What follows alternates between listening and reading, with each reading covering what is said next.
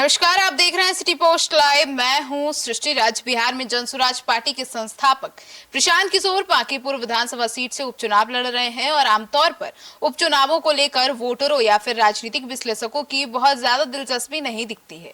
लेकिन पीके के उम्मीदवार बनने की घोषणा कर बांकीपुर सीट पर कई लोगों की नजर टिक गई है।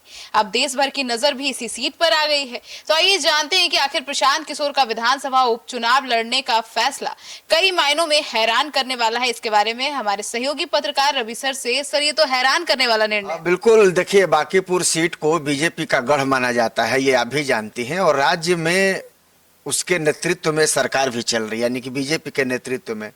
और ऐसे में प्रशांत किशोर कितनी बड़ी चुनौती पेश कर पाएंगे बीजेपी के लिए, ये तो देखना दिलचस्प होगा।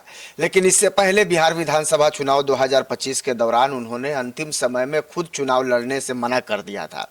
आपको याद होगा, उन्होंने कहा था कि यह उनकी पार्टी का फैसला है कि राज्य की अन्य सीटों पर उनकी पार्टी चुनाव लड़ रही है, इसलिए उन सीटों पर ध्यान देना जरूरी है। इसके बाद भी विधानसभा चुनाव में उनकी पार्टी का खाता नहीं खुल सका था। तो कहीं ना कहीं ये लगा था कि भाई प्रशांत किशोर जो अपनी ज़मीन है उसको मजबूत नहीं कर पाए। लेकिन इस बार का चुनाव थोड़ा अलग है। देखिए, बिहार विधानसभा का जो चुनाव होता है वो चुनाव अलग होता है। उसमें तमाम सीटों पर कई उम्मीदवार रहते हैं, तो ऐसा माना जाता है कि चलिए भाई 2-4 सीट हार भी गए तो 2-4 सीट जीत भी तो जाएंगे, ऐसी संभावना बनी रहती है। लेकिन यहाँ तो उपचुनाव हो रहा है, मात्र एक सीट खाली है बांकीपुर की, और इसी पर जो तमाम राजनीतिक पार्टी हैं वो अपने अपने दिग्गज को लड़ा रहे हैं। और जनसुराज के तो दिग्गज स्वयं प्रशांत किशोर हैं, और इस बार स्वयं प्रशांत किशोर इस सीट से चुनाव लड़ रहे हैं। तो इसलिए जो है ना, इस पर पूरे देश की नज़र इस सीट पर टिकी हुई है। सर, तो ऐसे में बांकीपुर सीट से 2025 के बिहार विधानसभा चुनाव में 10 उम्मीदवार थे और इनमें से सभी सामान्य यानी कि जनरल वर्ग से आते थे। बिल्कुल, देखिए, ये इस बात की तरफ इशारा करता है कि इस सीट पर किस वर्ग के वोटरों का वर्चस्व है। खास करके बांकीपुर सीट की अगर बात करें तो वहाँ विधानसभा उपचुनाव लड़ने के पीछे प्रशांत किशोर की क्या मंशा है, क्या रणनीति हो सकती है, यह सवाल कई लोगों के मन में उत्सुकता पैदा कर सकता है। क्या बिहार की सियासत से नीतीश कुमार की विदाई और सम्राट चौधरी के मुख्यमंत्री बनने के बाद प्रशांत किशोर कोई नया सियासी समीकरण तलाशने की कोशिश में तो नहीं है? प्रशांत किशोर ने बांकीपुर के लोगों से क्या कहा था, आप याद कीजिए। उन्होंने कहा था कि मोदी जी तो आपसे बात करने आएंगे नहीं, आज भी नहीं आएंगे, 5 बरस के बाद भी नहीं आएंगे। तो कैसे मोदी जी को पता चलेगा कि सम्राट चौधरी को मुख्यमंत्री बनने से यहाँ की जनता खुश है, यानी कि आप लोग खुश हैं?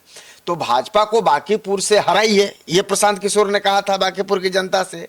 तो उन तक अपने आप खबर पहुंच जाएगी, यानी कि मोदी जी तक अपने आप खबर पहुंच जाएगी कि उन्होंने जिस व्यक्ति का चुनाव किया है उनसे आप सहमत नहीं हैं। तो प्रशांत किशोर क्या कहना चाह रहे हैं? प्रशांत किशोर तो ये कहना चाह रहे हैं कि भाई देखिए, जो मुख्यमंत्री हैं वो सही से सरकार चला नहीं पाएंगे।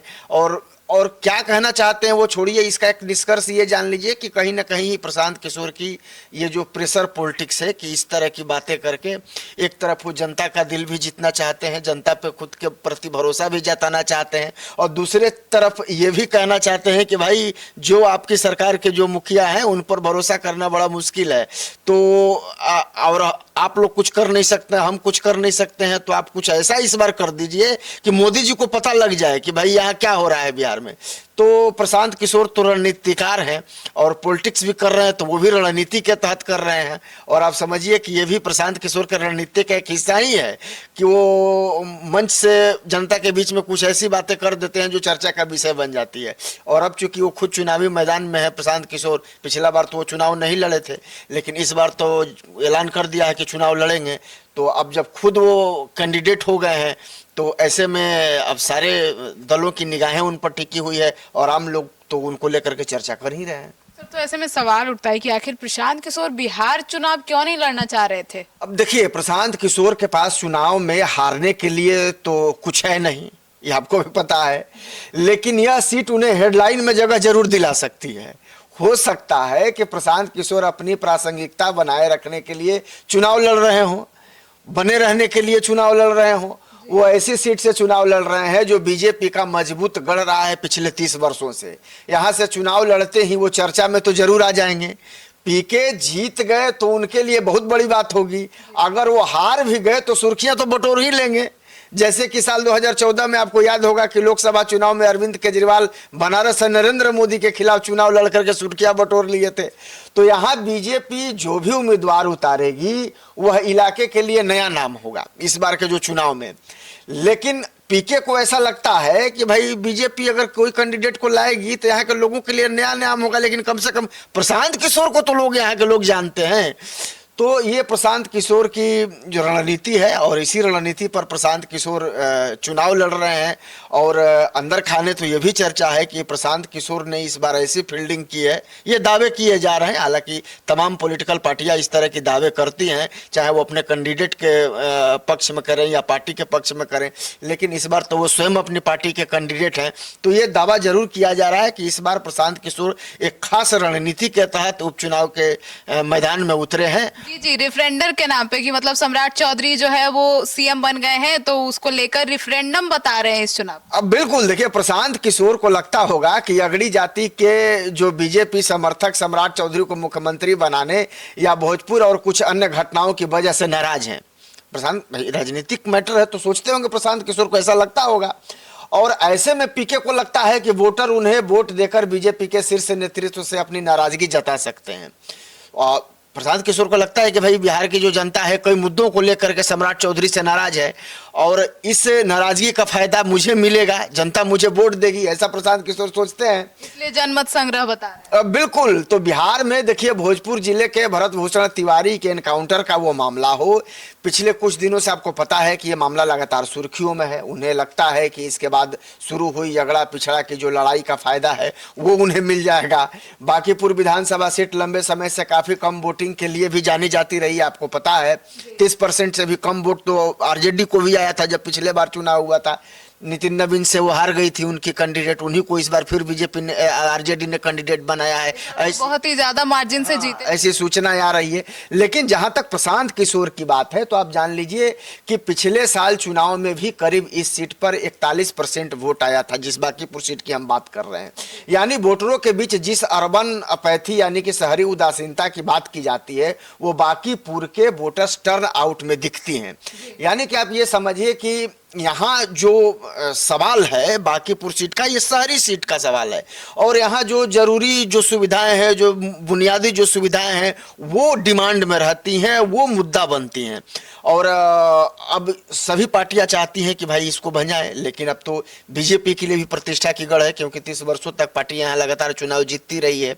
आरजेडी भी इस सीट को छोड़ने के लिए तैयार नहीं है। और खबर यह भी है कि कांग्रेस की तरफ से भी प्रशांत किशोर को यह नसीहत दे दी गई है कि भाई इस सीट से चुनाव लड़ना बड़ा जोखिम भरा है, 6000 भी वोट आने वाला नहीं है, इस तरह का कांग्रेस ने तंज किया है।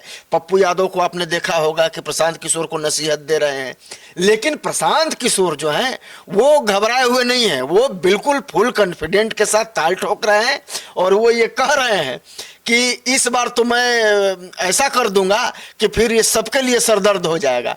और यही वजह है कि प्रशांत किशोर जीते या न जीते, लेकिन प्रशांत किशोर ने बाकी दलों की बेचैनी जरूर बढ़ा दी है। तो ऐसे में कम वोटिंग से प्रशांत किशोर को क्या फायदा होगा? देखिए, पिछले साल हुए चुनाव में भी इस सीट पर करीब 41% वोट डाले गए थे, आपको याद होगा। बीजेपी को साल 2025 में यहाँ करीब 25% वोट मिले थे और नितिन नवीन ने करीब 52,000 वोटों से जीत दर्ज की थी। यानी बीजेपी को इस सीट पर करीब 75% वोटरों ने वोट नहीं दिया। जाहिर है प्रशांत किशोर इस गणित में अपने लिए संभावना की तलाश जरूर करेंगे और वही हो भी रहा है। अब जो बीजेपी के सामने एक चुनौती हो सकती है, उनकी नज़र उन वोटरों पर है जो अभी तक वोट डालने नहीं जाते हैं। उन्हें लगता है कि वो वोटर उनके मैदान में होने से वोट डालने आ सकते हैं या फिर उन्हें पहली बार वोट डालने के लिए मतदान केंद्र तक लाया जा सकता है। तो ये बहुत बड़ा आंकड़ा है ना, 25% वोट मिला, 75% वोट नहीं मिला।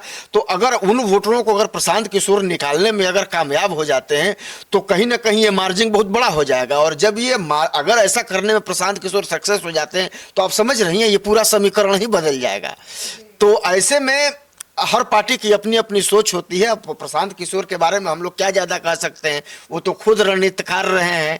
एमपी बनाना, एमएलए बनाना, पार्टी को जिताना, पार्टी को हराना, ये तो इनकी रणनीति का हिस्सा रहा है। हालांकि अलग बात है कि अब कुछ वर्षों से इन्होंने खुद पर ध्यान केंद्रित कर दिया है और बिहार पर उनका ज़्यादा फोकस है। और अब धीरे धीरे, पिछले बार तो चुनाव उन्होंने अपनी पार्टी के कई नेताओं को लड़ाया था, कई सीटों पर जीत नहीं मिली, अलग विषय है। लेकिन अब इस बार जो बांकीपुर का सीट है, उपचुनाव जो हो रहा है, उसमें अब जब खुद प्रशांत किशोर कैंडिडेट बन गए हैं, उम्मीदवार बन गए हैं, तो अब देखिए कि राजनीतिक गलियारों में हलचल तेज है और प्रशांत किशोर को लेकर के तरह तरह के कयास लगाए जा रहे हैं। विरोधी हैं वो उनको नसीहत दे रहे हैं कि कोई फायदा नहीं है, चुनाव नहीं जीतिएगा, 6000 वोट भी नहीं आएगा। लेकिन प्रशांत किशोर अपने कॉन्फिडेंट के लिए जाने जाते हैं। हार और जीत अपने जगह है, ये अलग मैटर रखता है, लेकिन प्रशांत किशोर अपने कॉन्फिडेंट के लिए जाने जाते हैं और प्रशांत किशोर यहाँ भी फुल कॉन्फिडेंट में दिखाई दे रहे हैं।